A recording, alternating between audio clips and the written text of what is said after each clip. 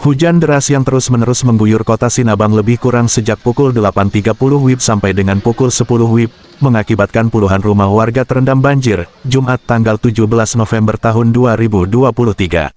Rumah warga yang terendam banjir itu merupakan langganan banjir setiap hujan deras, dan dapat dipastikan akan terjadi banjir hingga ke jalan, yang berlokasi di Jalan Baru Desa Sukakarya Kecamatan Simelu Timur Kabupaten Simelu Aceh. Pantauan media, pasca hujan deras aktivitas warga kembali normal meskipun kondisi jalan yang ikut terendam banjir masih dapat dilalui oleh warga yang melintas dengan menggunakan kendaraan. Kondisi rumah warga sekitar pun hingga pukul 11.30 WIB masih banyak yang terendam oleh banjir. Semoga kejadian banjir yang melanda warga di sekitarnya dapat menjadi perhatian khusus dari Pemda setempat, terlebih di lokasi jalan baru tersebut sudah puluhan tahun menjadi langganan banjir.